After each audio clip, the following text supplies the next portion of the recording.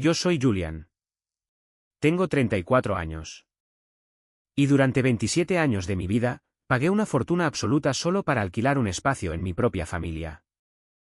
Mientras estaba sentado a la mesa en la cena del domingo, financiando activamente la jubilación de mis padres, pagando de mi propio bolsillo las exorbitantes facturas médicas de mi madre y manteniendo a flote el negocio de fabricación en quiebra de mi padre. Mis propios padres me miraron directamente a los ojos y dejaron que mi hermano me dijera que no era parte de la verdadera familia. Se rieron de mí delante de todos. Me humillaron públicamente, despojándome de mi dignidad, mientras vaciaban mi cuenta bancaria de forma silenciosa y sistemática. Pero había algo que ellos no sabían.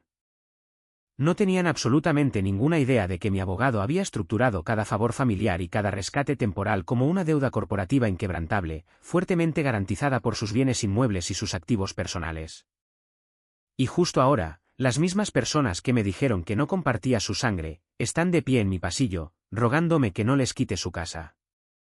Antes de que te cuente exactamente lo que pasó y cómo puse de rodillas a una familia financieramente abusiva usando solo su propia codicia, dale al botón de me gusta si crees en la justicia y no olvides decirme desde dónde me estás viendo en los comentarios. Ahora, volvamos a donde todo se rompió. El golpe en mi puerta no fue un amable toque de vecino. Era un golpeteo fuerte, furioso y caótico que sacudió violentamente las caras puertas dobles de caoba de mi apartamento tipo penthouse. Era el tipo de golpe que le pertenece a alguien que, fundamentalmente, cree ser dueño del lugar, o al menos, cree ser dueño de la persona que vive dentro. Eran exactamente las 7:32 de la tarde de un martes. El sol apenas comenzaba a ponerse, proyectando largas y dramáticas sombras doradas sobre los suelos de madera de mi sala de estar. Me quedé perfectamente quieto en el centro del amplio espacio, con el extenso horizonte de la ciudad extendiéndose sin fin detrás de los ventanales del suelo al techo. En mi mano derecha, sostenía un pesado vaso de cristal con un whisky escocés añejo que acababa de servirme. No moví ni un solo músculo. No respiré con dificultad. Simplemente me quedé allí, en el lujoso y silencioso confort de mi hogar, escuchando los fuertes puños golpear la madera. Sabía exactamente quién estaba al otro lado. Sabía exactamente por qué estaban allí, y sabía exactamente cómo iba a arruinarlos. 4 días antes, había estado sentado a la enorme mesa de comedor de roble de mis padres. Era nuestra cena mensual de domingo, una tradición asfixiante y profundamente incómoda a la que me había forzado a asistir durante años, en un intento desesperado y patético por una conexión genuina. La extensa casa suburbana olía intensamente a pollo asado, a panecillos con mantequilla y a ese perfume floral distintivo y abrumador que mi madre, Beatrice, siempre usaba cuando quería proyectar una imagen de perfección absoluta. Era un escenario de cena dominical estadounidense muy clásico, casi cinematográfico, completo con la fina porcelana de hueso que solo sacaban cuando querían montar un gran espectáculo de dicha doméstica. Había traído una botella de vino añejo que costó más que el primer coche usado que compré. Lo había seleccionado con cuidado, esperando que Víctor notara la añada y quizás, por una vez, ofreciera una palabra de aprobación genuina. Mi padre, Víctor, estaba sentado firmemente a la cabecera de la mesa, cortando su carne con la precisión agresiva y rígida de un hombre que exige control total sobre su entorno. Vestía una camisa impecable con botones, luciendo en todo sentido como el patriarca exitoso, aunque yo sabía con certeza que sus cuentas bancarias corporativas estaban al borde de la quiebra. Beatrice estaba ocupada ajustando las fuentes, interpretando el papel de la matriarca perfecta y atenta, asegurándose constantemente de que los vasos de agua de todos estuvieran llenos, mientras ignoraba por completo la densa tensión en la habitación. Mi hermano mayor, Sebastián, estaba desparramado negligentemente en su silla a mi izquierda, deslizando la pantalla de su teléfono sin cesar, apenas reconociendo mi existencia. Llevaba un suéter de diseñador que yo pagué indirectamente, masticando su comida ruidosamente. Mi hermana adoptiva Clara y su esposo Gregory estaban sentados frente a mí, discutiendo ruidosa y desagradablemente sus próximas reuniones de la Asociación de Propietarios del Vecindario, el rápido aumento de los valores de los bienes raíces locales y el reciente ascenso de Gregory en su trabajo de banca corporativa. Gregory era un hombre que amaba el sonido de su propia voz, y Clara lo miraba como si él mismo hubiera inventado el dinero. Me senté allí comiendo en silencio, esperando una pausa natural en la abrumadora ola de su conversación egocéntrica. Tomé un sorbo de agua helada, sonreí cálidamente y miré alrededor de la mesa. Genuinamente quería compartir algo positivo. Quería sentir que pertenecía a esta imagen. Aclaré mi garganta y mencioné que ya había bloqueado proactivamente mi calendario de trabajo para la reunión familiar anual en la Casa del Lago el próximo mes. Me incliné hacia adelante, tratando de inyectar algo de energía desenfadada en la habitación, diciendo que no podía esperar para ir a pescar temprano por las mañanas. Incluso hice una broma autocrítica, diciéndole a Sebastián que finalmente iba a pescar un pez más grande que el monstruo absoluto que él había atrapado el año pasado, y que sería mejor que cuidara su título. El silencio que cayó sobre la mesa fue absoluto, inmediato e increíblemente sofocante. El ligero tintineo de los cubiertos contra la fina porcelana se detuvo por completo. El zumbido bajo y constante del refrigerador de la cocina de repente sonó ensordecedor en el pesado silencio. Sebastián lentamente colocó su smartphone boca abajo sobre la mesa. Al principio no me miró. Miró directamente a mi padre. Víctor de repente encontró su plato de judías verdes increíblemente interesante, negándose a levantar la vista, con los músculos de la mandíbula apretados. Luego Sebastián giró lentamente la cabeza y me miró directamente. Lucía una sonrisa lenta, cruel y profundamente satisfecha que recordaré claramente hasta el día de mi muerte. No estás invitado, dijo Sebastián. Su voz era aguda, fuerte y atravesó la tranquila habitación sin una pizca de vacilación o arrepentimiento. Esta vez es solo para la verdadera familia. Las palabras quedaron suspendidas en el aire como humo tóxico. Sentí el impacto físico del insulto en lo profundo de mi pecho. Un repentino y violento vacío en mi estómago. Miré inmediatamente a Víctor. Esperaba que el patriarca de la familia, el hombre cuyo negocio yo había salvado de un colapso total por mí mismo, interviniera. Esperé que reprendiera a su hijo adulto, que golpeara la mano en la mesa, que dijera que era una broma terrible y de mal gusto.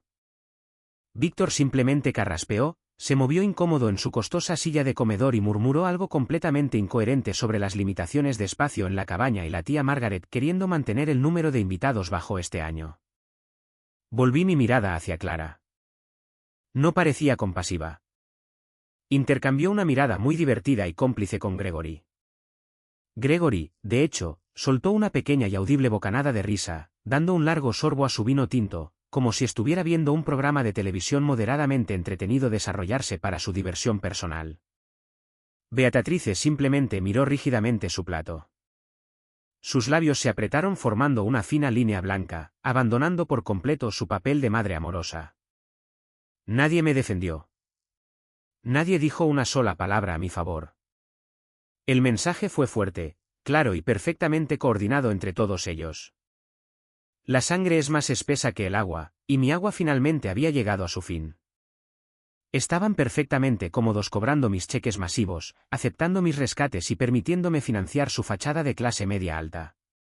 Pero yo no era digno de sentarme en el porche de madera de la Casa del Lago que literalmente ayudé a pagar. No grité. No lancé mi plato contra la impecable pared del comedor. No exigí una explicación ni rompí a llorar. Años de intensas negociaciones corporativas y de gestionar tratos de negocios de alto riesgo me habían enseñado exactamente cómo enmascarar una herida emocional sangrante y catastrófica. Tomé una profunda y silenciosa respiración por la nariz. Doblé cuidadosamente mi servilleta de lino, asegurándome de que los bordes estuvieran perfectamente alineados, la coloqué ordenadamente junto a mi plato a medio comer y me levanté lentamente de la mesa.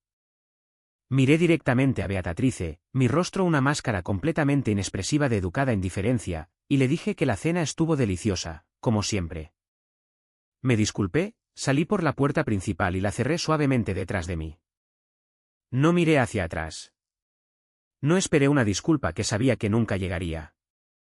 El viaje de regreso a mi apartamento en el centro fue un completo borrón de luces de neón de la ciudad, bocinas de tráfico y una realidad fría, aplastante e innegable.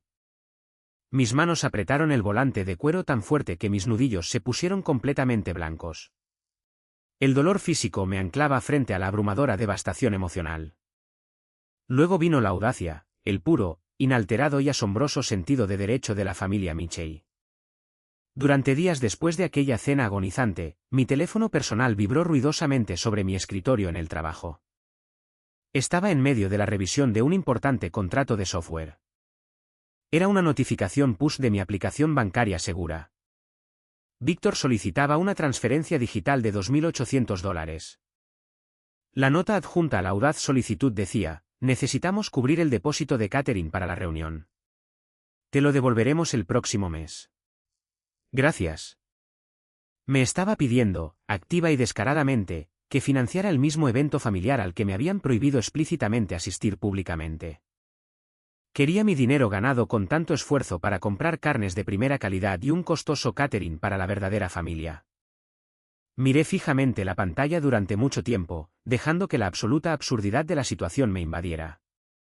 Tomé una captura de pantalla de la solicitud digital. Pulsé el botón rojo de rechazar con un firme toque de mi pulgar. Adjunté la imagen y se la envié de vuelta a Víctor con un mensaje de texto muy simple, educado, pero devastador: pago denegado. Debe ser esa política de solo familia. Apagué mi teléfono por completo, lo metí en el cajón de mi escritorio, me serví una bebida del bar de la oficina y esperé. Sabía que se avecinaba la tormenta. Sabía que perderían la cabeza en el momento en que se cerrara el grifo financiero. Y 2 días después, esa misma tormenta estaba en mi pasillo, intentando derribar mi pesada puerta. Pero para comprender verdaderamente el peso de ese golpe y la destrucción financiera total que estaba a punto de desatar sobre ellos, hay que entender exactamente cuánto pagué por ese asiento vacío y humillante en su mesa. Tenía exactamente 7 años cuando la familia Michey me acogió oficialmente. Mis padres biológicos habían fallecido repentinamente en un horrible y masivo choque múltiple en la autopista, durante una tormenta de invierno cegadora. Recuerdo el impacto inmediato con una claridad cristalina aterradora que el tiempo nunca ha logrado borrar. Recuerdo el frío y sombrío funeral. Recuerdo estar de pie en la oficina del trabajador social del Estado, apretada, estéril y agresivamente beige, aferrándome a una delgada bolsa de plástico del supermercado que contenía cada una de las cosas físicas que poseía en el mundo: 2 camisetas gastadas, un par de vaqueros ligeramente cortos y un oso de peluche marrón al que le faltaba el ojo izquierdo. Víctor y Beatrice entraron en esa deprimente oficina luciendo como una familia rica de catálogo, perfecta como de revista suburbana. Víctor vestía un elegante traje de negocios azul marino, hecho a medida, proyectando inmensa autoridad y estabilidad. Beatrice tenía una sonrisa cálida, muy practicada y radiante, y el cabello rubio perfectamente peinado. Ya tenían un hijo biológico, Sebastián, que en ese momento tenía 5 años y estaba profundamente mimado. Unos años más tarde, para completar su perfecta imagen demográfica, adoptarían a Clara. Sobre el papel, para el mundo exterior, para los trabajadores sociales y para sus amigos del club de campo, eran santos absolutos. Me proporcionaron un gran techo sobre mi cabeza, comidas gourmet calientes en la mesa y una habitación limpia y espaciosa. Pero una casa no es un hogar si cada día, de 1000 maneras pequeñas e insidiosas, se te recuerda constantemente que eres solo un huésped a largo plazo, viviendo enteramente de buena voluntad prestada. Las diferencias entre cómo me trataban a mí y cómo trataban a los hijos biológicos comenzaron siendo pequeñas, pero calaron increíblemente hondo en la psicología de un niño en duelo. Cuando tenía 10 años, vi a Víctor comprarle a Sebastián una caña de pescar de fibra de vidrio, nueva y de primera línea, para su cumpleaños. Recuerdo el olor exacto de la tienda de cebos local, una mezcla penetrante de goma, sal y pececillos muertos, y la excitación pura y sin adulterar que floreció en mi pecho cuando reuní el valor para preguntarle a Víctor si podía acompañarlos al lago ese próximo fin de semana. Víctor dejó de caminar. Se volvió hacia mí y me dio una palmada suave en el hombro, con el rostro completamente ilegible, sus ojos totalmente desprovistos de calidez. Me dijo, con voz muy lenta y deliberada, que pescar era algo especial y sagrado, solo para él y su hijo de verdad. Me prometió, mirándome directamente a mis ojos ansiosos, que encontraríamos algo más que hacer, solo nosotros dos. Sugirió que quizás podríamos ir a un partido de béisbol de las grandes ligas más tarde ese verano. Esperé ese algo más durante 2 décadas. Nunca sucedió. Ni una sola vez. Pasé todo ese fin de semana sentado solo en el amplio porche delantero, con la barbilla apoyada en las rodillas, viendo cómo el lujoso SUV de Víctor se alejaba, tirando de un brillante barco en el que nunca me permitieron sentarme. Cuando llegó la escuela secundaria, la brecha financiera y emocional se convirtió en un cañón insalvable. Víctor era un hombre increíblemente orgulloso que dirigía una empresa de fabricación regional que su padre había fundado. Se obsesionaba sin cesar con las apariencias externas, las membresías de clubes de campo, el mantenimiento de un césped impecable y la proyección de un legado familiar intachable. Sebastián era su niño de oro indiscutible, el heredero aparente destinado a hacerse cargo del imperio manufacturero y llevar el nombre Michei al futuro. Cuando Sebastián cumplió 16 años, Víctor le entregó las llaves de un coche deportivo nuevo y totalmente equipado para ir a la escuela secundaria. Su enorme fondo universitario estaba completamente abastecido, gestionado agresivamente por un asesor patrimonial de primer nivel, asegurando que nunca tendría que preocuparse por préstamos estudiantiles o trabajos a tiempo parcial. Cuando llegó el momento de que yo buscara universidades, el guión cambió por completo. Víctor me llamó a su oscura oficina en casa con paneles de roble. Me sentó frente a su enorme escritorio y me explicó, con un tono muy frío y altamente profesional, que mantenerme a lo largo de los años había sido un esfuerzo financiero enorme e imprevisto para el presupuesto familiar. Me miró a los ojos y me dijo que no había absolutamente ningún fondo universitario para mí. Me dijo que era un chico inteligente, un superviviente, y que necesitaba resolverlo todo por mi cuenta. No me quejé. No discutí, lloré ni supliqué. Simplemente asentí, salí de su oficina y conseguí un agotador trabajo reponiendo pesadas estanterías en Walmart en el turno de noche. Recuerdo las luces fluorescentes cegadoras que provocaban dolores de cabeza, el olor a polvo de desmontar interminables cajas de cartón a las 3 de la madrugada, y el dolor profundo y pulsante en mis pies que nunca parecía desaparecer. Leía complejos libros de texto de codificación en mis descansos de 15 minutos, sentado en una caja de leche en el callejón trasero. Mantuve un GPA perfecto de 4.0 a través de pura y sin filtrar agotamiento. Solicité cada beca, ayuda académica y programa de asistencia financiera disponible en el estado. Fui a una universidad estatal local asequible, viví en un apartamento estrecho y terrible, y trabajé a tiempo completo para mantener las luces encendidas. Sebastián, mientras tanto, fue enviado a una universidad privada increíblemente cara y prestigiosa, fuera del estado, donde pasó 4 gloriosos años despilfarrando el dinero que mi padre había ganado con tanto esfuerzo, se unió a fraternidades de élite, organizó fiestas lujosas y cambió de carrera 3 veces, porque el trabajo del curso era demasiado difícil. Mientras Sebastián festejaba a expensas de Víctor y arruinaba su expediente académico, yo aprendía desesperadamente a construir software empresarial complejo. Empecé a aceptar trabajos tecnológicos como freelance desde mi pequeña habitación de dormitorio, creando bases de datos para pequeñas empresas locales. Para cuando me gradué con un título altamente especializado en ciencias de la computación, ya había lanzado oficialmente mi propia empresa de consultoría tecnológica. Trabajaba semanas brutales de 80 horas. Dormí bajo mi barato escritorio de oficina más noches de las que dormí en mi propia cama. A finales de mis 20, el incansable esfuerzo finalmente dio sus frutos. Había asegurado con éxito contratos masivos de infraestructura de software de varios millones de dólares con varias empresas Fortune 500. Mi negocio explotó absolutamente. Me mudé de mi apartamento estrecho y compré un penthouse de lujo en el centro de la ciudad. Construí una enorme cartera de inversiones diversificada, que incluía bienes raíces comerciales, y vi cómo mi salario personal se multiplicaba exponencialmente año tras año. Sebastián, predeciblemente, era un desastre financiero andante y viviente. Le suplicó a Víctor dinero inicial y abrió una cervecería artesanal de primera calidad que se declaró espectacularmente en bancarrota en exactamente 8 meses, debido a su completa falta de habilidades de gestión. Luego dio un giro y trató de abrir una tienda de recuerdos deportivos de alta gama. Esa empresa terminó en una demanda masiva y muy pública con sus principales proveedores, por cientos de miles de dólares en facturas impagas. Cada vez que Sebastián fracasaba, Víctor estaba allí para extender un cheque masivo e incondicional, barriendo el vergonzoso desorden bajo la alfombra para proteger ferozmente el impecable nombre de la familia Michei. Cuando el dinero líquido de la familia comenzó a agotarse peligrosamente debido a los interminables fracasos de Sebastián, Víctor, en silencio e ilegalmente, puso a Sebastián en la nómina de la planta de fabricación, con un título ejecutivo completamente fabricado y un salario masivo de 6 cifras que no hizo absolutamente nada para ganar. Y entonces comenzó oficialmente el silencioso, implacable y demoledor drenaje financiero de Julian. Comenzó con mi madre, Beatrice. Ella desarrolló una condición de salud crónica, severa y altamente dolorosa, que requería tratamientos médicos especializados increíblemente caros y fuera de la red, que su seguro se negaba por completo a cubrir. Estaba visitando la casa suburbana un domingo por la tarde y accidentalmente escuché a Víctor pasear frenéticamente por la cocina, discutiendo ruidosamente por teléfono. Le decía a su contador, cada vez más estresado, que quizás tendrían que recurrir en gran medida a sus fondos de jubilación, o incluso vender la querida casa familiar del lago, solo para cubrir las crecientes facturas médicas de Beatrice. A pesar de todo, no podía soportar la idea de que la mujer que me crió sufriera de dolor. Contacté a su principal especialista médico a la mañana siguiente desde mi oficina corporativa.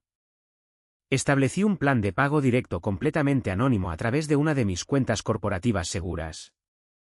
Durante 3 años completos, pagué exactamente $1.500 al mes de mi propio bolsillo para que Beatrice pudiera recibir la mejor atención posible. Nunca les dije que era yo. Nunca pedí un agradecimiento, una tarjeta de cumpleaños o un abrazo. Solo quería ser un hijo bueno y confiable. Deseaba desesperadamente ganarme un lugar en sus corazones. Luego llegó la inevitable caída de Víctor. La industria manufacturera cambió globalmente. Las cadenas de suministro evolucionaron. Y su modelo de negocio increíblemente anticuado comenzó a perder dinero rápidamente. Era demasiado arrogante y orgulloso para ir a un banco comercial y admitir que su gran legado estaba fracasando. En cambio, vino a mi apartamento tipo penthouse una noche, luciendo completamente exhausto, derrotado y significativamente mayor de lo que realmente era. Se tragó su enorme orgullo, se sentó en mi sofá de cuero hecho a medida y me rogó por un préstamo de emergencia temporal de $60.000 para cubrir la nómina, actualizar algunos equipos defectuosos y mantener las luces de la fábrica encendidas. Prometió, mirándome directamente a los ojos, que lo devolvería en cuotas trimestrales con una generosa tasa de interés. Extendí el cheque masivo en el acto, sin pensarlo 2 veces. Pero como dirijo un negocio altamente exitoso y entiendo la responsabilidad, hice lo que hace cualquier CEO inteligente. Hice que mi abogado corporativo redactara inmediatamente un pagaré formal y legalmente vinculante. Víctor lo firmó rápidamente, sin siquiera leer los densos términos legales, probablemente asumiendo que era solo una formalidad familiar tonta e innecesaria que yo nunca haría cumplir. Nunca hizo un solo pago. Ni un solo dólar me fue devuelto. La agotadora lista de rescates financieros siguió y siguió. Pagué ciegamente la mitad de la pesada hipoteca de la casa familiar del lago porque Víctor me sentó, me sirvió una bebida y me dijo que era una inversión vital en nuestro futuro familiar compartido. Cubrí múltiples impuestos de propiedad de emergencia cuando Víctor afirmó falsamente que no tenía efectivo debido a un mal trimestre. Cuando mi hermana Clara se casó con Gregory, Víctor se quedó desesperadamente corto con el depósito del lujoso lugar de la boda, solo semanas antes de la ceremonia. Le transferí discretamente $25.000 para que pudiera llevar a su hija mimada al altar sin perder la cara frente a la rica y muy crítica familia bancaria de Gregory. Mantuve una hoja de cálculo meticulosa y altamente detallada en mi portátil cifrado, cada transferencia bancaria, cada factura médica, cada supuesto préstamo temporal, cada inyección de efectivo de emergencia. Documenté todo. No por malicia inherente o por planear una venganza, sino simplemente porque soy una persona analítica, basada en datos, que rastrea con precisión sus finanzas personales. En el lapso de una sola década, había canalizado más de $250.000 a la familia Michei. Mi mejor amigo y director de operaciones, Harrison, vio el gran peaje psicológico que esta extorsión interminable estaba cobrándome. Estábamos sentados en mi oficina, una noche de viernes, repasando los informes de ganancias trimestrales de nuestra propia empresa.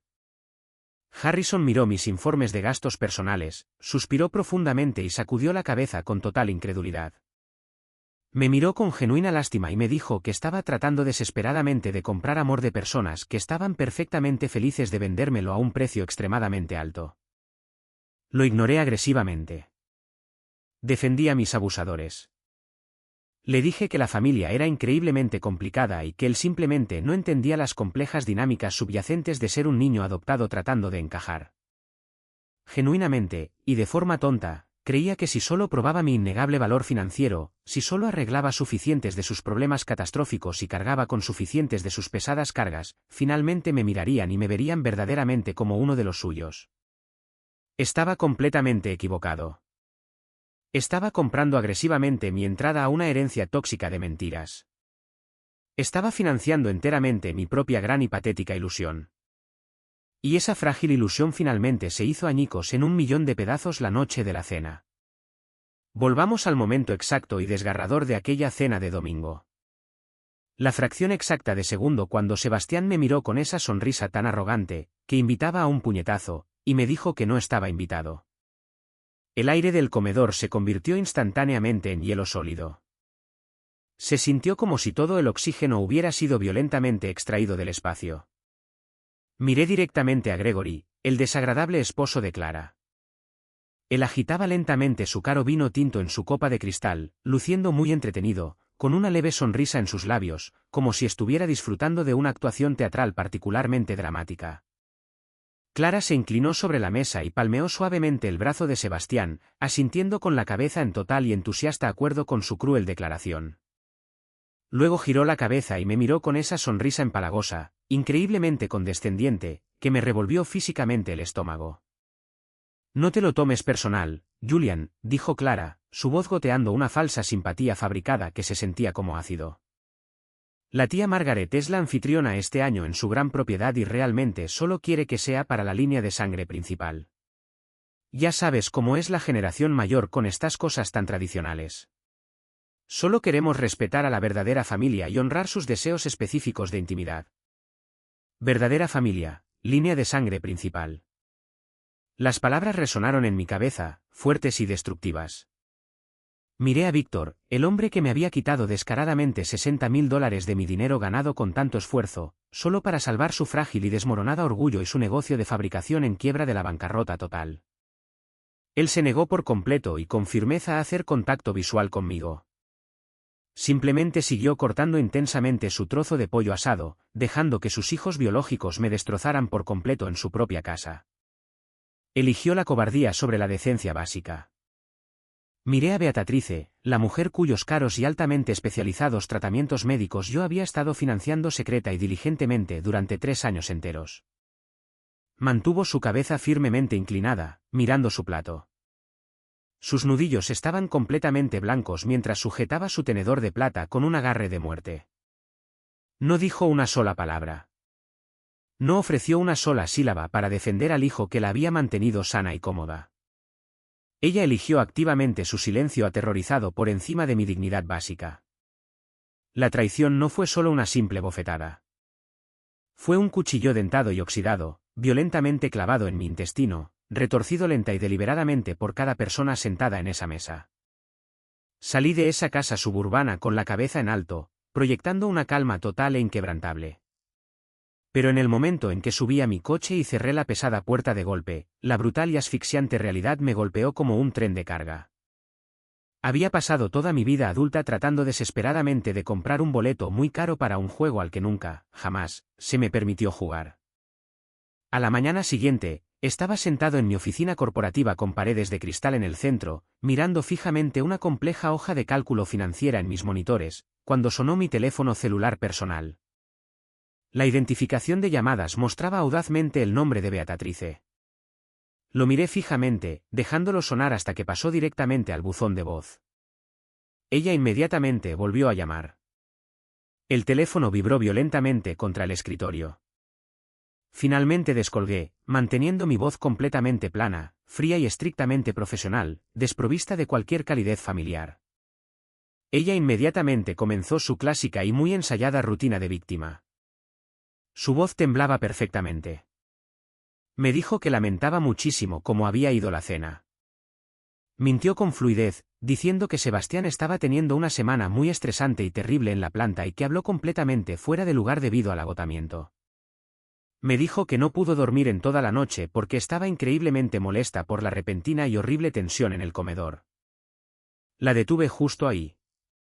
Corté brutalmente sus divagaciones y falsas disculpas y le hice una pregunta muy simple y directa: ¿sabías esto antes de la cena?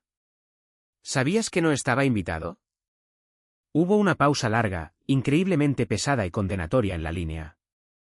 Podía oír su respiración irregular a través del altavoz. Julian, tienes que entender, finalmente balbuceó, su voz temblaba ligeramente, perdiendo por completo su ritmo practicado. Víctor y Margaret estaban revisando la lista maestra de invitados el mes pasado. La cabaña es simplemente muy pequeña. Y con Clara y Gregory trayendo a sus 2 perros grandes nuevos, simplemente no teníamos espacio en las habitaciones para acomodar a todos cómodamente. Íbamos a decírtelo en privado, te lo prometo, pero Sebastián simplemente lo soltó. Sentí que la sangre se me escurría completamente del rostro, una frialdad entumecedora se extendía por mis brazos. No fue un insulto espontáneo del momento de un hermano celoso. Fue un plan cuidadosamente calculado y predeterminado. Habían pasado un mes entero discutiendo casualmente cómo excluirme físicamente de la reunión familiar, mientras simultáneamente planeaban cómo mantener mi enorme billetera bien abierta para financiar sus estilos de vida. Literalmente priorizaron las mascotas de Clara sobre mi presencia. Colgué el teléfono sin decir otra palabra. No grité. No maldije. Simplemente desconecté la línea. Abrí mi portátil personal, ingresé mi compleja contraseña de cifrado y abrí el libro mayor financiero. Los números me miraron fijamente en un blanco y negro áspero e implacable, burlándose brutalmente de mi patética desesperación por su amor. $60.000 para el préstamo empresarial de emergencia de Víctor, para evitar la bancarrota total y la humillación pública. $45.000 cubriendo la serie de empresas fallidas de Sebastián y sus altamente costosos honorarios de defensa legal. $54.000 pagados directamente por la atención médica especializada fuera de la red de Beatatrice. $72.000, representando mi mitad de la enorme hipoteca de la Casa del Lago que ahora tenía prohibido visitar. $25.000 para el depósito ridículamente caro de la boda de lujo de Clara. Total, $256.000. Miré esa suma final y devastadora durante mucho tiempo. La tristeza aplastante y paralizante que había sentido la noche anterior se evaporó por completo, quemándose del todo. El deseo desesperado y de toda una vida por su aceptación emocional se quemó, dejando atrás una claridad fría, increíblemente aguda y aterradora. No era un hijo. Nunca fui un hermano. Era un cajero automático. Era una conveniente red de seguridad financiera que despreciaban profundamente, pero que felizmente, y con avidez, utilizaban cada vez que fallaban, y acababan de introducir el PIN incorrecto por última vez. Fue exactamente entonces cuando mi teléfono vibró con la solicitud de transferencia digital de $2.800 de Víctor para el catering de la reunión. El puro, inalterado y cegador sentido de derecho de pedirle al hijo adoptado que acababan de desterrar que pagara por los filetes premium y la ensalada de patata gourmet para la reunión de la verdadera familia, era asombroso. Era casi cómico en su crueldad. Pulsé el botón rojo de rechazar. Tomé la captura de pantalla. Envié el mensaje de texto, mis pulgares volando por la pantalla con absoluta precisión. Luego abrí mi cliente de correo electrónico seguro y comencé a redactar un mensaje. No lo escribí con emoción. No expresé mi profundo dolor ni mi corazón destrozado. Lo escribí exactamente como un CEO despiadado que termina con un proveedor tóxico por incumplimiento de contrato que acababa de robar a la empresa. Añadí metódicamente a Víctor, Beatatrice, Sebastián, Clara y Gregory a la lista de destinatarios, asegurándome de que todos estuvieran en la misma sintonía. Adjunté el libro mayor financiero completo y altamente detallado, sin dejar absolutamente ningún margen para el debate. Adjunté una copia escaneada de alta resolución del pagaré firmado por Víctor, resaltando su firma. Adjunté los recibos certificados de transferencia bancaria que probaban mis pagos continuos de la hipoteca de la Casa del Lago. El cuerpo del correo electrónico era increíblemente breve, altamente factual y totalmente letal. Con efecto inmediato, me retiro permanentemente de todas las obligaciones financieras relativas a la familia Michey. Ya no contribuiré ni un solo céntimo a la hipoteca de la Casa del Lago. No me contacten para futuros impuestos de propiedad, tarifas de mantenimiento o reparaciones de emergencia. Además, según los estrictos términos legales del pagaré firmado por Víctor Michey el 14 de octubre, el préstamo comercial de $60.000 se encuentra actualmente en un incumplimiento total e innegable. Tienen exactamente 30 días para remitir el saldo completo, incluidos los intereses acumulados. Si los fondos no están en mi cuenta antes de esa fecha límite, instruiré a mi asesor legal para que ejecute las cláusulas de garantía contra sus activos personales y comerciales. Consideren el banco de Julian permanentemente cerrado. Disfruten la reunión familiar. Pulsé enviar. Vi la barra de progreso cruzar rápidamente la pantalla.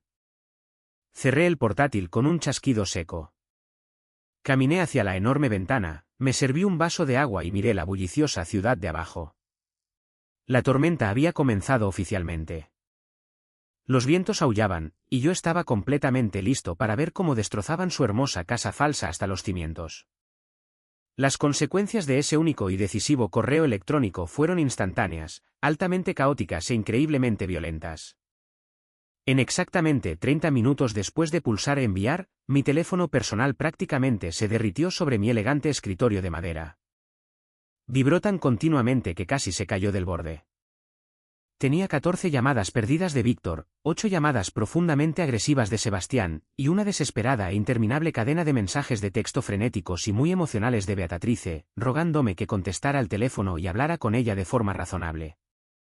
Clara dejó un mensaje de voz divagante de 3 minutos que encapsulaba perfectamente su completa y asombrosa ilusión y su profunda egoísmo.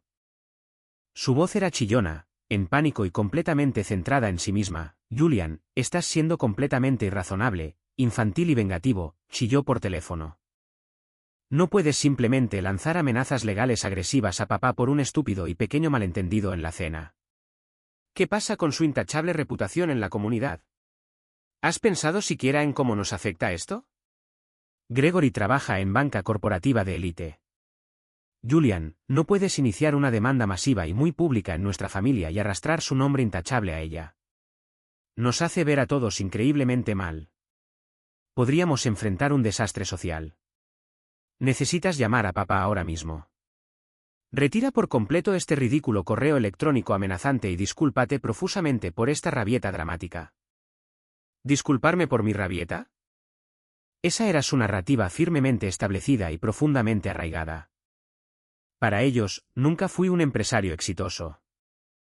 Solo era el chico adoptado loco y demasiado emocional que estaba arremetiendo porque no consiguió un boleto dorado para la Sagrada Casa del Lago.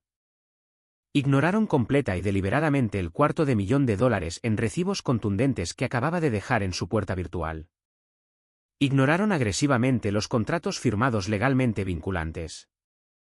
Solo les importaba cómo mis nuevas fronteras incomodaban gravemente sus cómodas vidas y amenazaban su falsa posición social. No respondí a un solo mensaje de texto, correo electrónico o mensaje de voz. En cambio, tomé mi teléfono de oficina seguro y llamé directamente a mi abogado corporativo.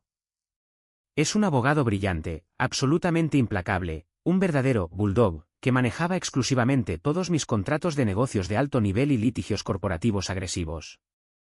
Me senté en su enorme e intimidante oficina con paredes de cristal, más tarde esa tarde, revisando la documentación original firmada bajo las brillantes luces del techo. Revisó cuidadosamente el pagaré firmado por Víctor, se ajustó sus caros lentes de lectura y esbozó una sonrisa muy peligrosa, profundamente satisfecha. «Sabes, Julian», dijo mi abogado, golpeando casualmente su caro bolígrafo de plata sobre el pulido escritorio de caoba. Cuando inicialmente redactamos este documento específico hace años, insistí en que lo aseguráramos fuertemente. Atamos específicamente este préstamo directamente a los activos físicos de la empresa manufacturera, a su equipo y a la cartera de bienes inmuebles personales de Víctor, porque él ha omitido arrogantemente cada pago trimestral desde el inicio del préstamo. Está en un incumplimiento catastrófico, total e innegable, del contrato. Si no presenta los $60,000 completos, más los intereses acumulados, en exactamente 30 días, podemos legalmente imponer una enorme hipoteca sobre su negocio, congelar todas sus cuentas operativas y forzar legalmente una venta pública de su propiedad principal para recuperar agresivamente sus fondos. Lo tenemos completamente acorralado. Asentí lentamente, sintiendo una profunda y poderosa sensación de calma absoluta invadirme por primera vez en mi vida. Redacte de inmediato la notificación formal y agresiva de incumplimiento. Envíela por correo certificado, con acuse de recibo, a su oficina corporativa y a su domicilio particular. No acepte llamadas telefónicas de él o de sus representantes para negociar. Todo se gestionará estrictamente a través de su firma por escrito, de ahora en adelante. Salí del intimidante bufete de abogados sintiendo una extraña, increíblemente inusual sensación de profunda paz. Ya no estaba jugando sus retorcidos juegos psicológicos emocionalmente abusivos. Ahora estábamos jugando completamente en mi terreno, La arena implacable de los contratos legalmente vinculantes, las graves consecuencias financieras y la fría, dura e ineludible realidad. Al día siguiente, me reuní con Harrison para un almuerzo tardío en un exclusivo restaurante de carnes en el centro, para desahogarme. Le di la versión corta y detallada de las caóticas últimas 48 horas. Harrison escuchó en silencio, cortando su bistec, con el rostro completamente serio. Cuando terminé, levantó su vaso de Bourbon Premium en un brindis silencioso y respetuoso, y sonrió ampliamente. Me dijo que ya era hora de que dejara de desangrarme violentamente por personas que me trataban como una fuente de ingresos desechable e interminable. Mientras salíamos del concurrido restaurante, de pie en la acera soleada, esperando que el valet trajera rápidamente mi coche, un vehículo se detuvo en la acera justo al otro lado de la concurrida calle, lo que me detuvo en seco. Era un Porsche Cayenne negro metalizado, completamente nuevo. La pintura brillante estaba absolutamente impecable, reflejando el horizonte de la ciudad. Las llantas personalizadas y de gran tamaño brillaban cegadoramente bajo el brillante sol de la tarde, y bajando suavemente del lado del conductor, vestido con un traje de diseñador a medida, gafas de sol de aviador oscuras, y actuando como si personalmente fuera dueño de toda la cuadra de la ciudad, estaba Sebastián. No me vio de pie allí, en las sombras del toldo. Él, casual y arrogantemente, lanzó sus llaves al impaciente valet y se pavoneó directamente hacia una boutique de relojes de lujo de alta gama, sin una sola preocupación en el mundo. Miré intensamente el Porsche, un vehículo de lujo que fácilmente costaba más de $90.000 de fábrica, sin incluir las mejoras personalizadas. Rápidamente saqué mi teléfono e inmediatamente llamé a un investigador privado que mi firma tecnológica utilizaba ocasionalmente para agresivas verificaciones de antecedentes corporativos y de ejecutivos. Le di el nombre legal completo de Sebastián y le pedí que realizara una búsqueda de activos rápida y muy detallada, centrándose específicamente en los registros recientes de vehículos y en grandes compras inusuales en efectivo. 2 horas más tarde, estaba de vuelta en el tranquilo santuario de mi apartamento tipo penthouse cuando el investigador me envió de forma segura el informe altamente confidencial por correo electrónico. Abrí el archivo PDF cifrado en mi gran monitor y sentí una ola masiva y asfixiante de disgusto absoluto invadir todo mi cuerpo. El Porsche de lujo estaba oficialmente registrado bajo la empresa de fabricación de Víctor como un vehículo de flota corporativa. Había sido comprado íntegramente en efectivo, exactamente 3 semanas después de que Víctor viniera a mi apartamento, luciendo profundamente derrotado, desesperado y casi llorando, prácticamente rogando por un préstamo de $60.000 para salvar su legado moribundo y pagar la nómina a sus empleados luchadores y trabajadores. No usó mi dinero para salvar el negocio en quiebra. Usó mi dinero para comprar un SUV de lujo para su hijo biológico profundamente incompetente, con el fin de mantener la gran y patética ilusión de un éxito inmenso. Literalmente le robó el dinero al hijo que consideraba un extraño inútil, el hijo al que explícitamente prohibió una reunión familiar para comprar un juguete ridículamente caro para la verdadera familia. La rabia que sentí en ese momento exacto no era caliente, ruidosa ni caótica. Era helada. Estaba hiperenfocada. Era absolutamente letal. Cualquier culpa persistente, patética y condicionada que tuviera sobre ejecutar agresivamente la hipoteca del negocio de Víctor, o dejar a mi supuesta familia en la calle, se desvaneció por completo en el aire. No eran una familia en profunda angustia. Eran ladrones calculadores disfrazados de miembros de una familia amorosa, manipulando intencionalmente mi profundo trauma infantil para financiar su estilo de vida de lujo.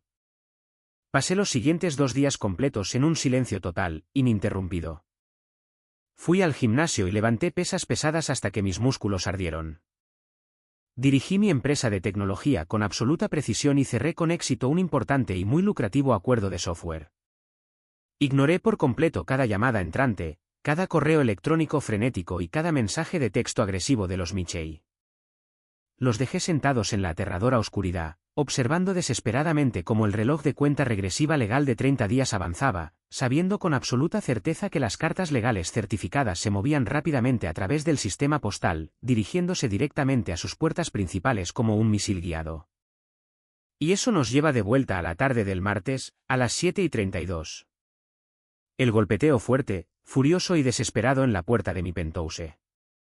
Habían evadido por completo la seguridad del vestíbulo, probablemente siguiendo ilegalmente a otro residente adinerado hasta el ascensor de acceso con tarjeta. Estaban fuertemente acorralados. Estaban increíblemente enojados, y habían venido directamente a mi casa para intimidar agresivamente al hijo adoptado, el tranquilo y obediente cajero automático, para que volviera a su lugar sumiso. Di un último sorbo lento a mi whisky, dejando que el ardor se asentara en mi pecho. Dejé suavemente el pesado vaso de cristal sobre la fría encimera de mármol. Caminé lenta y deliberadamente hacia la puerta, escuchando la voz amortiguada y muy exigente de Víctor resonar violentamente en el tranquilo pasillo, ordenándome agresivamente que abriera de inmediato. Coloqué mi mano firmemente sobre el pesado cerrojo de metal, lo giré con un clic fuerte y decisivo, y abrí la puerta de par en par, completamente listo para quemar todo su mundo falso hasta los cimientos. La pesada puerta de caoba se abrió suavemente, silenciosa sobre sus bisagras de latón personalizadas, revelando a los 3 hombres de pie en mi pasillo, brillantemente iluminado y con clima controlado. El contraste entre el santuario pacífico de mi penthouse y la energía caótica y desesperada que irradiaban ellos era chocante. Víctor se paró justo en el centro, ocupando tanto espacio físico como le fue posible. Su rostro estaba enrojecido, con un peligroso tono carmesí, las gruesas venas de su cuello pulsaban visiblemente contra su caro cuello de seda. A su izquierda estaba Sebastián, prácticamente vibrando con un derecho agresivo e inmerecido. Sus manos estaban apretadas en puños a sus costados, su mandíbula apretada, luciendo como un adolescente mimado al que acababan de decirle que su tarjeta de crédito había sido denegada. A la derecha de Víctor estaba Gregory, el esposo de Clara. Gregory lucía una sonrisa engreída, muy practicada, que encajaría en una sala de juntas corporativa viscosa, sostenía un delgado maletín de cuero como si estuviera a punto de entregarme una demanda masiva en ese mismo instante. Parecían exactamente una manada de lobos desesperados que acababan de darse cuenta de que la oveja que estaban cazando era en realidad la que sostenía el rifle cargado. Víctor no esperó una invitación. No ofreció un saludo. Inmediatamente cambió su peso y trató de abrirse paso agresivamente a mi lado, hacia el penthouse, sus pesados zapatos de vestir de cuero rozando el impecable umbral de mármol de mi casa. No me moví ni un centímetro. Planté mis pies firmemente, enderecé los hombros, usando mi complexión más grande para bloquear completamente la entrada. Lo miré fijamente, mi expresión completamente desprovista de cualquier emoción reconocible. Era un muro de piedra. Necesitamos hablar, exigió Víctor, su voz áspera resonando fuerte e inapropiadamente en el tranquilo y exclusivo pasillo residencial de mi edificio. Y lo haremos ahora mismo, Julian, adentro, lejos de miradas indiscretas. Perdiste el privilegio absoluto de hacer exigencias en mi casa, o en cualquier otro lugar, para el caso. En el momento exacto en que te sentaste a tu mesa y me dijiste que no era parte de tu familia, le respondí. Mi voz era peligrosamente tranquila. El hielo helado en mi tono lo detuvo en seco. Parpadeó, sorprendido por la total falta de cumplimiento. Pero supongo que podemos terminar esto aquí mismo, en el pasillo. Tienen exactamente 3 minutos antes de que llame a la seguridad del edificio y haga que los arresten formalmente por allanamiento de propiedad privada. Sebastián resopló ruidosamente, rodando los ojos dramáticamente mientras avanzaba, tratando de usar su presencia física para intimidarme. Oh, deja de ser tan increíblemente dramático, Julian. Estás haciendo una rabieta masiva y vergonzosa por un estúpido fin de semana en la cabaña. Le enviaste un correo electrónico completamente psicótico y amenazante a nuestra madre, y de hecho amenazaste el negocio de papá. Estás actuando como un niño caprichoso que no obtuvo un juguete. Lentamente, desvié mi mirada hacia Sebastián. Lo miré de arriba abajo, mis ojos descendiendo lentamente hacia sus zapatos de cuero italianos hechos a medida y volviendo a su peinado perfectamente arreglado y costoso. Un niño que literalmente pagó por la ropa que llevas puesta, Sebastián, dije, manteniendo mi volumen bajo pero penetrante. Un niño que rescató tu miserable cervecería cuando tus proveedores presentaron una demanda masiva contra ti por negligencia grave e incumplimiento de contrato. Un niño que ha financiado toda tu existencia adulta. Háblame con respeto o no me hables en absoluto. Gregory decidió que este era su gran momento para brillar. Dio un paso adelante, ajustándose casualmente su costosa corbata de seda, proyectando la falsa autoridad de un banquero corporativo de nivel medio, tratando de hacerse pasar por el peso pesado en una sala donde estaba completamente superado. Me miró con un profundo e inmerecido tono de condescendencia. Escúchame con mucha atención, Julian, Gregory comenzó, su tono goteando una densa condescendencia. He revisado a fondo ese correo electrónico absurdo y altamente emocional que enviaste a la familia. Trabajo en finanzas corporativas de alto nivel. Trato con contratos complejos de varios millones de dólares todos los días. El pagaré que estás tratando desesperadamente de hacer cumplir es un documento familiar. Es esencialmente legalmente insignificante en un tribunal real. Si realmente intentas llevar esta ridícula demanda contra Víctor, el equipo legal de mi firma te enterrará absolutamente en un tribunal civil. Arrastraremos esto durante años en litigios interminables hasta que estés completamente en bancarrota solo por los honorarios legales. No puedes imponer una hipoteca comercial sobre la planta de fabricación de Víctor por un préstamo familiar casual. Necesitas dejar esta tontería ahora mismo. Discúlpate con tu padre por el estrés y extiende el cheque para el catering de la reunión, para que todos puedan simplemente seguir con sus vidas. Miré fijamente a Gregory. Dejé que sus arrogantes palabras flotaran en el denso aire durante un momento largo e increíblemente incómodo.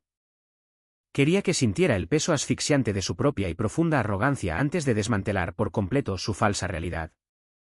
Gregory, dije suavemente, casi susurrando, inclinándome ligeramente hacia él, ¿realmente leíste las cláusulas de garantía adjuntas a la segunda página de esa nota, o solo hojeaste el primer párrafo para proteger tu frágil ego e impresionar a tu suegro?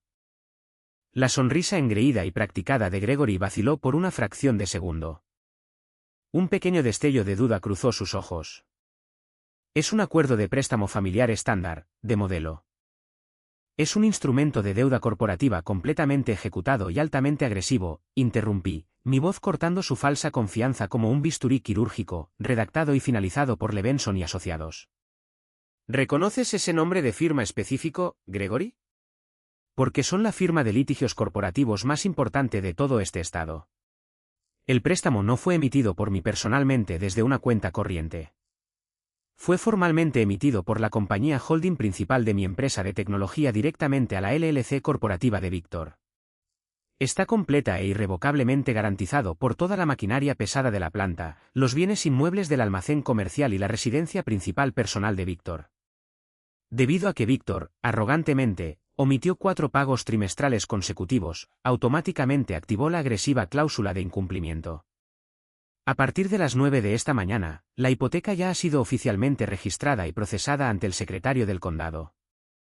El rostro de Víctor se puso completa y aterradoramente pálido.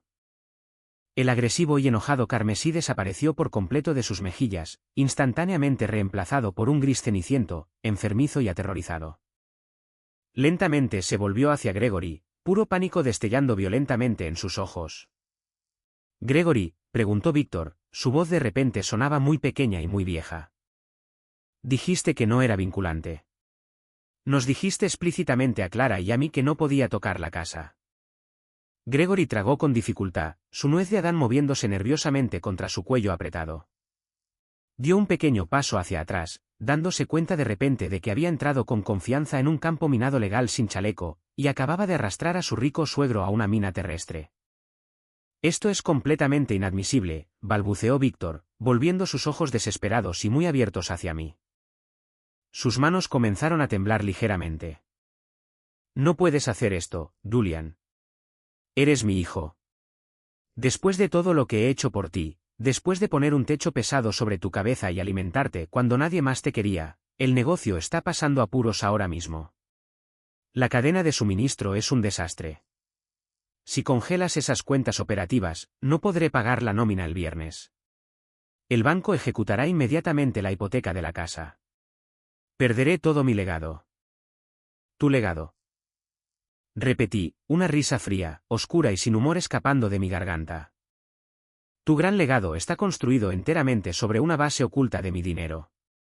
No viniste aquí hoy para arreglar nuestra relación rota, Víctor, viniste aquí porque te das cuenta de que el cajero automático está permanentemente averiado, y no sabes cómo sobrevivir en el mundo real sin él». Sebastián, completamente incapaz de comprender la aterradora gravedad de la situación legal y financiera que se desarrollaba ante él, se abalanzó hacia adelante, señalando con un dedo que temblaba violentamente a centímetros de mi rostro. «Parásito ingrato y asqueroso», gritó Sebastián, perdiendo toda compostura. «¿Crees que, ¿Porque tuviste suerte con un estúpido software de computadora, puedes destruir a nuestra familia? Papá necesitaba ese dinero para salvar la fábrica. Lo necesitaba para proteger a los empleados trabajadores que dependen de él. Miré a Sebastián, la encarnación viviente y absoluta del privilegio inmerecido y la ignorancia asombrosa.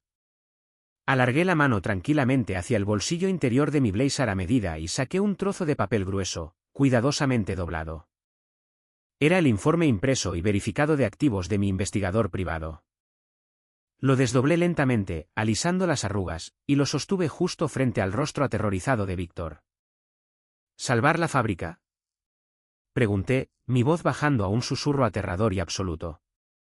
¿Pagar la nómina? Desvié mi intensa mirada hacia Sebastián, cruzando mi mirada con la suya, observando cómo la ira en su rostro luchaba con la confusión total. ¿Cómo se conduce el nuevo Porsche Cayenne, Sebastián?, pregunté suavemente. ¿Es cómodo el interior de cuero personalizado en tu viaje al trabajo que en realidad no haces? El silencio aplastante y absoluto que cayó sobre el pasillo fue ensordecedor. Se podía oír caer un alfiler sobre la alfombra. La mandíbula de Sebastián se aflojó literalmente. Tenía la boca abierta. Sus ojos se movían nerviosa y frenéticamente entre Víctor y yo. Víctor parecía que iba a vomitar físicamente. Tropezó hacia atrás, sus hombros golpearon la pared del pasillo mientras se apoyaba en ella para soporte, todo el aire salió de sus pulmones. Realicé un rastreo completo y exhaustivo de activos corporativos ayer por la tarde, expliqué, asegurándome de que cada palabra aterrizara como un fuerte golpe físico en sus pechos. Exactamente 3 semanas después de que te sentaras en el sofá de mi sala, Víctor, llorando lágrimas reales por tus trabajadores en apuros y rogando por $60.000, tu empresa compró un Porsche Cayenne nuevo de $92.000 en efectivo puro e ilocalizable. Lo registraste intencionalmente como un vehículo de flota comercial para evitar agresivamente los impuestos de lujo, e inmediatamente entregaste las llaves al hijo biológico que nunca ha trabajado un día exitoso en su miserable vida. Robaste activamente mi dinero para comprarle un juguete de lujo. Gregory miró a Víctor, un shock absoluto y sin filtrar se reflejó en su arrogante rostro.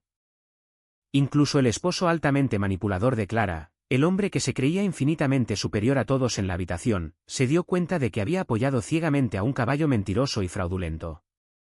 La imagen impecable de la familia Michei se estaba desmoronando por completo en tiempo real.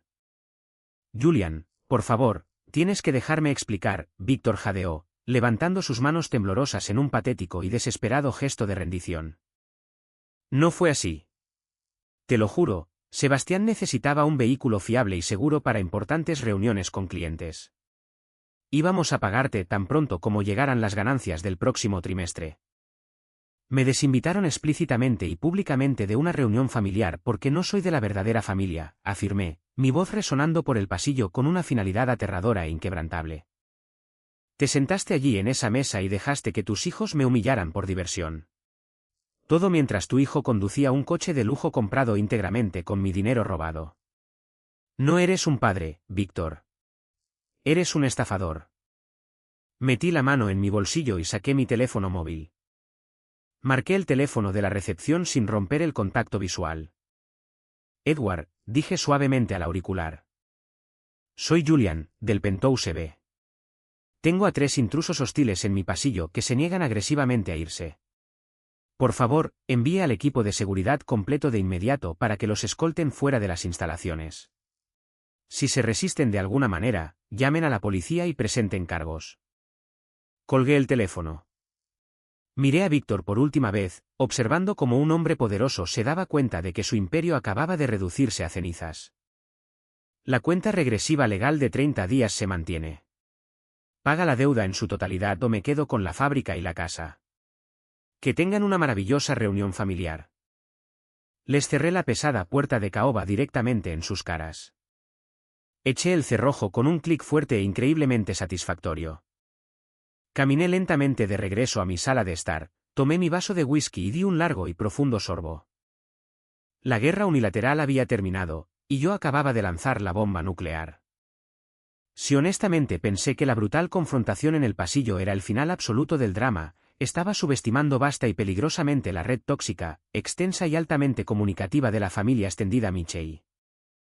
Para el mediodía del día siguiente, Víctor había lanzado una ofensiva masiva, coordinada y altamente agresiva de relaciones públicas.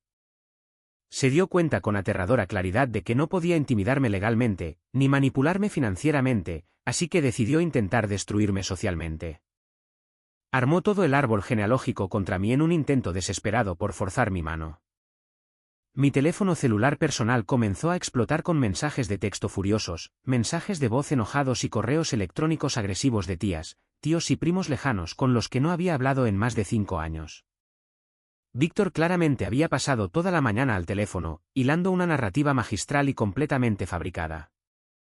Les dijo a todos en la familia que yo había sufrido una crisis mental masiva y aterradora debido al severo estrés de dirigir mi empresa de tecnología. Afirmó que estaba locamente, irracionalmente celoso de la posición de Sebastián en la familia, que estaba tratando de llevar agresivamente a la familia a la bancarrota por pura malicia, y que estaba cruelmente tratando de desalojar a mi madre enferma y anciana de su hogar de toda la vida por una discusión menor. Interpretó a la víctima perfectamente. Instrumentalizó la condición de salud de Beatrice para obtener la máxima simpatía. La tía Margaret, la mujer severa que organizaba la infame reunión de la Casa del Lago, me envió un correo electrónico fulminante de varios párrafos. Me acusó ferozmente de ser un monstruo frío y desalmado que le daba violentamente la espalda a las personas generosas que lo habían rescatado de una vida miserable en el sistema de acogida. Me dijo que era una deshonra total para el nombre de los Mitchell y que debería sentirme profundamente avergonzado de mi codicia. El primo Richard dejó un mensaje de voz muy agresivo, amenazando con venir a mi oficina corporativa y darme una lección física sobre lealtad y respeto familiar. Eran monos voladores que obedecían ciegamente las órdenes de un narcisista desesperado y acorralado. En el pasado, este tipo de rechazo social masivo y coordinado me habría roto por completo. Me habría enviado en picada a una profunda y oscura depresión. Habría estado intentando desesperadamente disculparme, tratando de explicarme, solo para recuperar su frágil aprobación y demostrar que era una buena persona. Pero el Julian que anhelaba desesperadamente su aprobación había muerto en el momento exacto en que Sebastián sonrió con suficiencia en aquella mesa de la cena. Me senté tranquilamente en mi elegante escritorio de computadora en mi oficina en casa. Mientras veía cómo los mensajes de odio y equivocados llegaban a mi pantalla, no sentí tristeza. No sentí ansiedad. Sentí una profunda y abrumadora sensación de determinación clínica y absoluta. Querían un espectáculo muy público. Querían jugar este peligroso juego de reputaciones delante de toda la familia extendida. Bien. Les daría un reality show que nunca jamás olvidarían. Pasé las siguientes 2 horas ininterrumpidas compilando meticulosamente un enorme dossier digital. Reuní cada pieza de evidencia innegable y legalmente documentada que poseía. Primero, adjunté el libro mayor financiero completo y detallado, que especificaba los exactos $256.000 que había gastado manteniendo a Víctor y Beatrice a flote. Incluí los recibos certificados de transferencia bancaria que probaban que pagué la enorme hipoteca de la Casa del Lago mes tras mes. Incluí los recibos médicos redactados que probaban inequívocamente que yo era el donante anónimo que mantenía a Beatrice en sus costosos tratamientos especializados. Luego, adjunté el pagaré legalmente vinculante claramente firmado por Víctor. Justo al lado de la notificación oficial de incumplimiento presentada por mi abogado corporativo el día anterior, pero la joya de la corona absoluta de este devastador dossier digital era la documentación del Porsche.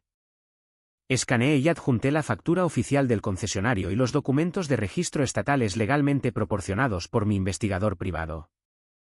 Mostraba clara e innegablemente que la compañía de Víctor había pagado $92.000 en efectivo puro por un vehículo de lujo para Sebastián, exactamente 3 semanas después de tomar mi préstamo de nómina de emergencia. Redacté un correo electrónico completamente nuevo. Revisé cuidadosamente mis contactos y puse a cada miembro de la familia extendida Mitchell en el campo para, más de 40 personas diferentes, incluyendo a la tía Margaret, al primo Richard y a todos los demás parientes lejanos que se habían atrevido a enviarme un mensaje de odio esa mañana, basándose en las mentiras de Víctor. El asunto era simple, claro e imposible de ignorar, la verdad verificable sobre las finanzas de la familia Mitchell. El cuerpo del correo electrónico decía, a la familia extendida Mitchell. En las últimas 24 horas, Víctor ha contactado agresivamente a muchos de ustedes, afirmando falsamente que estoy intentando llevar a la familia a la bancarrota por rencor, celos o inestabilidad mental. Dado que Víctor ha decidido ventilar asuntos familiares privados en un foro público, creo firmemente en la transparencia total e innegable. Adjunto a este correo electrónico, encontrarán registros bancarios y documentos legales altamente verificables que prueban que, durante la última década, he financiado personalmente a Víctor, Beatrice y Sebastián por una suma de más de $250.000. He pagado discretamente la pesada hipoteca de la Casa del Lago donde todos ustedes vacacionarán el próximo mes. He pagado personalmente las costosas facturas médicas de Beatrice cuando su seguro les falló. El domingo pasado, Sebastián me informó explícitamente, delante de un Víctor y una Beatrice silenciosos, que estaba permanentemente vetado de la próxima reunión familiar porque soy un hijo adoptado y no formo parte de la verdadera línea de sangre. Días después, Víctor me pidió que pagara el catering para este mismo evento.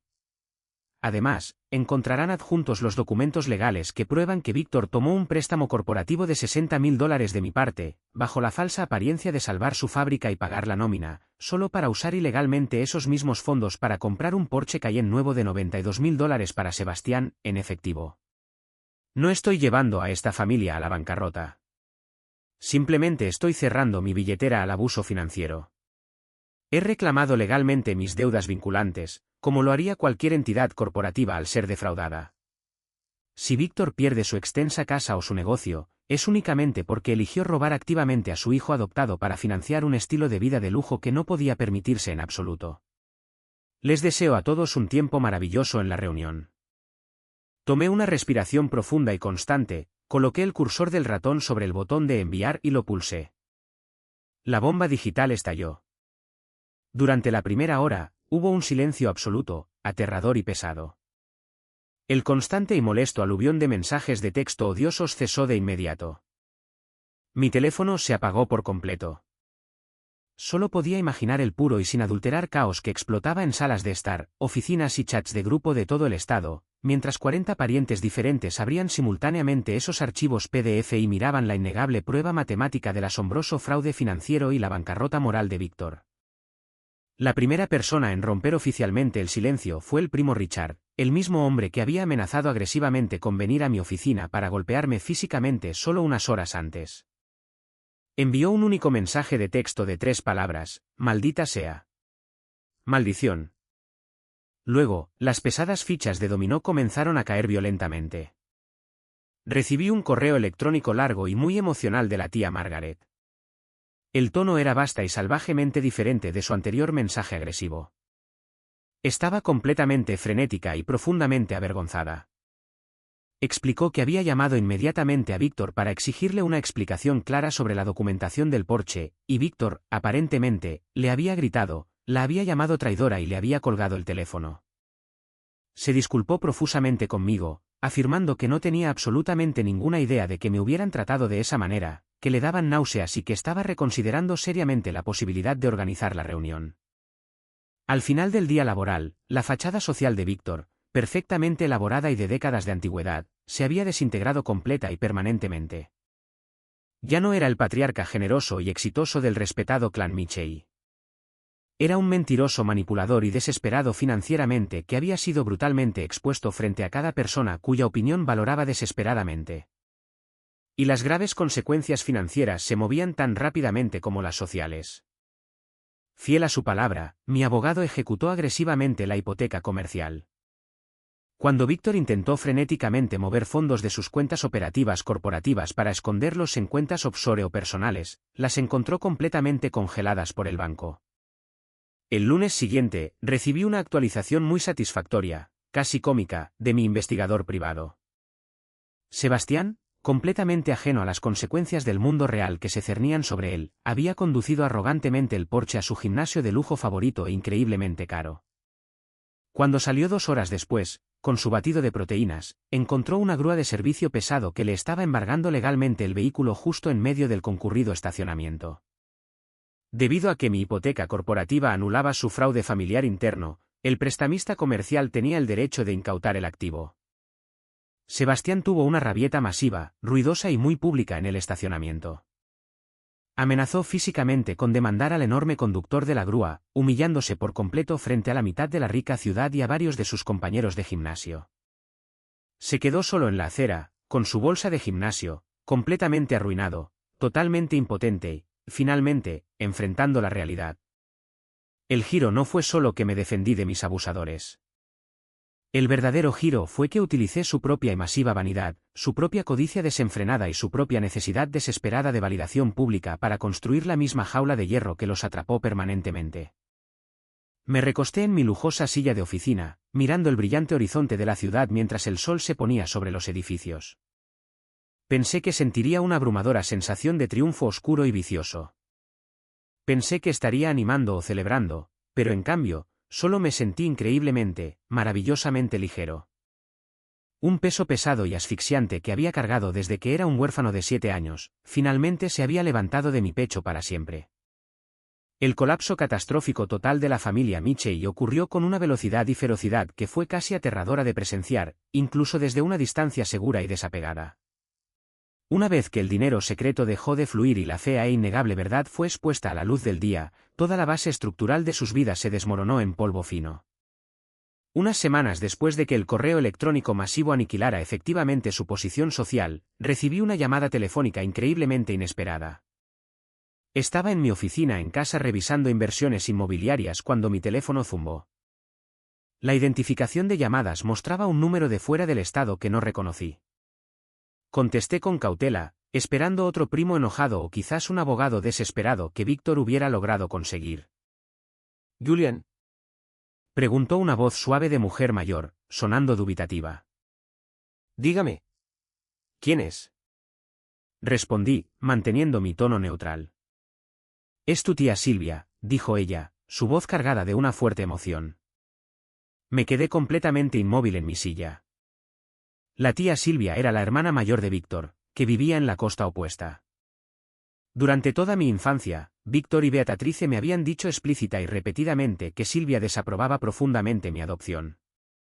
Se me contó una narrativa muy específica, que ella me odiaba, que se negaba a reconocerme como un verdadero Michei, y que esa era la única razón por la que nunca visitaba en vacaciones ni me enviaba regalos. Tía Silvia, respondí, mi guardia emocional subiendo inmediatamente, preparándome para una pelea. Si llamas para defender a Víctor o para pedirme que retire la demanda. No, Dios, no. Interrumpió rápidamente, sonando genuinamente horrified por la sugerencia. Julian, acabo de ver el correo electrónico masivo. Tu primo Richard finalmente me lo reenvió esta mañana. He estado completamente distanciada de Víctor durante más de 15 años debido a su comportamiento tóxico y controlador, pero no tenía absolutamente ninguna idea de lo que te estaba haciendo sistemáticamente. Hizo una pausa, tomando una respiración temblorosa. Y pude oírla llorar suavemente al otro lado de la línea. Julian, tienes que creerme. Nunca te odié, ella sollozó, el dolor en su voz inconfundible. Cuando te adoptaron, me llené de alegría. Pensé que era algo hermoso. Te envié una tarjeta de cumpleaños con un bono de ahorro de $100 dentro, cada año, hasta que cumpliste 18. Te envié regalos de Navidad.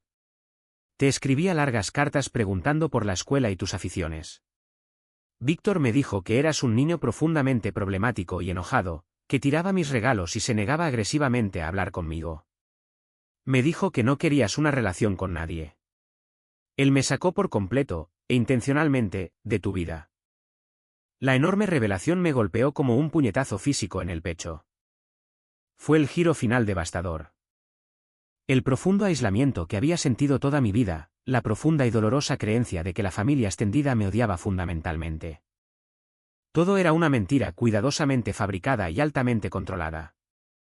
Víctor había interceptado activamente mi correo, robado mis bonos de ahorro para sí mismo, y me había aislado sistemáticamente del único pariente que realmente quería amarme, puramente para mantener un control absoluto sobre mi realidad y mantenerme dependiente de él. Lo siento muchísimo, Julian, lloró abiertamente ahora. Te fallamos. Debí haberme esforzado más. Debí haber ido a la casa. Esa sola conversación cambió todo. Beatrice intentó aparecer en el vestíbulo de mi oficina corporativa un mes después. Mi equipo de seguridad la detuvo en la recepción. Estaba sollozando incontrolablemente, rogando a la recepcionista que la dejara subir a verme, causando una escena masiva. Cuando se dio cuenta de que no iba a bajar, dejó una patética carta, escrita apresuradamente a mano, en la recepción. Leí la carta más tarde esa noche. Afirmó que era una víctima indefensa del control financiero y el abuso emocional de Víctor. Mencionó rumores de un divorcio pendiente, afirmando que Víctor estaba perdiendo la cabeza. Juró que me amaba como a su propia carne y sangre, y me rogó que reconsiderara la masiva demanda para que ella no perdiera su hermoso jardín y su posición social en el vecindario. Leí la carta manchada de lágrimas y no sentí absolutamente nada. Ni ira, ni lástima persistente, solo una profunda, resonante y hueca indiferencia. Sin embargo, contacté a su principal especialista médico por última vez. Pagué el saldo médico restante del año natural actual directamente al proveedor, asegurándome de que no perdiera su atención crítica inmediatamente durante los procedimientos de bancarrota. Pero cerré permanentemente la cuenta de pago. Establecí un límite duro, permanente e inquebrantable.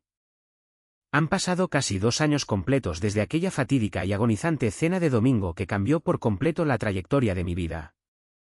Estoy sentado ahora mismo en la amplia terraza de madera hecha a medida de mi nueva cabaña en la montaña. No es una casa del lago llamativa y ostentosa, diseñada únicamente para impresionar a vecinos ricos y críticos. Mi negocio tecnológico ha seguido prosperando más allá de mis expectativas más salvajes. Sin el enorme y constantemente agotador ancla financiera de la familia Miche y arrastrándome hacia abajo cada trimestre, pude reinvertir agresivamente mi capital en la infraestructura de mi empresa. Expandimos nuestras operaciones internacionalmente, aseguramos importantes contratos gubernamentales y duplicamos nuestra fuerza laboral altamente remunerada. Finalmente le di a Harrison ese ascenso masivo a socio de pleno derecho que tan profundamente merecía por estar a mi lado. Pero mi empresa más importante y satisfactoria ya no es escribir software empresarial. Hace 6 meses, lancé oficialmente la Fundación Julian para el apoyo a adoptados. Utilicé una porción significativa de los fondos que recuperé con éxito de la venta legal forzada del almacén comercial de Víctor para dotar de capital permanente a la organización benéfica. Ofrecemos agresivamente asesoramiento gratuito y altamente especializado en salud mental para niños adoptados que se encuentran en hogares emocional o financieramente abusivos. Además, establecimos un programa masivo de becas para fondos universitarios para adolescentes que salen del sistema de acogida fallido. Me estoy asegurando absolutamente de que ningún niño tenga que trabajar en el agotador turno de noche en una gran tienda, solo para pagar libros de texto y demostrar que es digno de existir en este mundo. Todavía hablo con la tía Silvia cada domingo por la mañana, sin falta. Estamos construyendo lenta, cuidadosa y alegremente la relación familiar que Víctor nos robó viciosamente hace décadas. Es una mujer maravillosa, hilarante y profundamente amable, y es el único miembro absoluto del linaje Michei que permito en mi vida. Víctor y Beatrice finalmente perdieron la extensa casa suburbana a manos del banco. Se mudaron a un apartamento alquilado, pequeño y deteriorado, en un suburbio ruidoso y significativamente menos deseable. Sebastián, completamente desprovisto de cualquier habilidad del mundo real, trabaja actualmente como gerente de turno de nivel medio en una cadena regional de comida rápida.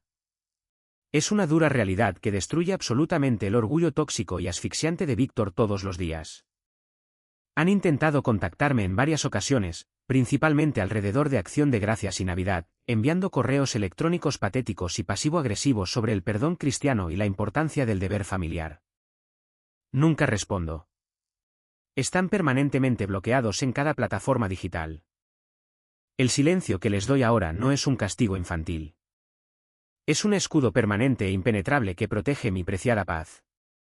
Aprendí de la manera más difícil posible que la familia no se define por el ADN compartido. Y ciertamente no se define por documentos de adopción legales o decretos judiciales. La familia se define por el amor constante, el respeto inquebrantable y el apoyo mutuo e incondicional. A veces, lo más empoderador, hermoso e increíblemente valiente que puedes hacer por ti mismo es levantarte, alejarte completamente de la mesa tóxica donde te están dejando morir de hambre intencionalmente, y construir tu propio magnífico festín en otro lugar, con personas que realmente valoren tu presencia. Si estás viendo este vídeo y estás profundamente agotado de intentar constantemente comprar el amor de personas que te irrespetan continuamente, por favor, escúchame ahora mismo. Tu valor inherente como ser humano no está determinado por su trágica incapacidad para verlo. Establecer límites firmes y sin remordimientos no es un acto de crueldad o egoísmo. Es un acto vital y necesario de autoconservación.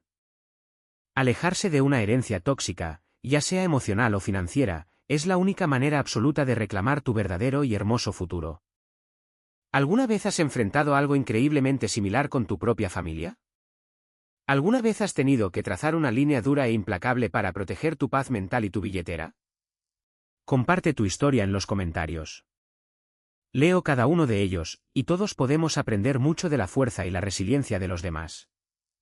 Y no olvides darle a me gusta y suscribirte para no perderte el próximo viaje.